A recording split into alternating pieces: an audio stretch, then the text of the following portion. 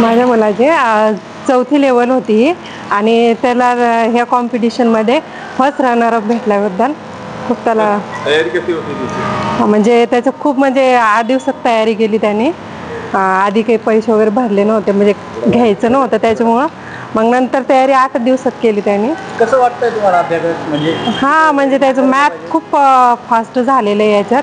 म्हणजे multiplication division वगैरे खूप फास्ट करतो. आज पुरस्कार मिळाला खूप छान वाटतंय. त्याला पण खूप हे असतं, त्याच्यात एक्साइटमेंट असते प्रत्येक वेळेला. माझं नाव भारती अंकुश पवार आहे.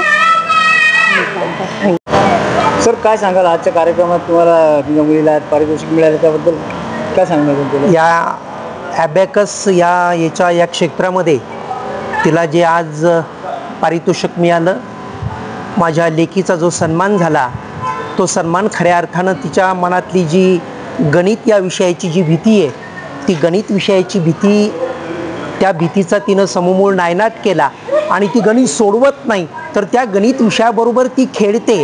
हेच तिच्या यशाचं खऱ्या अर्थानं गमक आहे. आणि मी जातीनं शिक्षक असल्यामुळं ज्यावेळेस मी मुलांचे पेपर तपासतो, पेपर तपासल्यानंतर त्या पूर्ण मार्कांच्या गुणांची बेरीज करण्याचं काम माझी लेक करते, याचा मला सार्थ अभिमान आहे. आणि मला असं वाटतंय की या तिच्या सगळ्या यशाचं श्रेय या ॲबॅकसला द्यावं किंवा देण्यात आलं पाहिजे.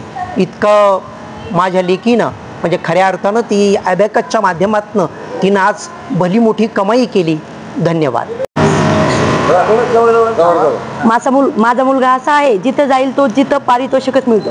तो आता सध्या नॅशनल खेळाडू, म्हणजे नॅशनलमध्ये त्याचं सिलेक्शन झालं, तिथे त्यांनी ब्रॉन्झ मेडल घेतलं. आता त्याचं एशियनसाठी सिलेक्शन होणार आहे. आणि ॲबॅकसमध्ये जेव्हा आम्ही समजा ज्युनियरपासून चालू केलं, तेव्हापासून त्याने ट्रॉफी जिंकतच आला. 3rd किंवा 2nd त्याचे प्राईजच आहे. आणि त्याची आता 4थीला आहे तो, त्याची ही 9वी ट्रॉफी आहे. काय नाव? गौरी रामेश्वर इंगळे. हा चैतन्य रामेश्वर इंगळे. माझं नाव विजय काथार. माझं नाव विजय काथार. काय सांगणार मुली आमचे जवळपास 8 लेवलला आहे सध्या. आणि त्या ॲबॅकसमध्ये त्यांचं जर मॅथमध्ये आहे तर तो खूप प्रोग्रेस झालेला आहे. कशी तयारी होती त्यांची?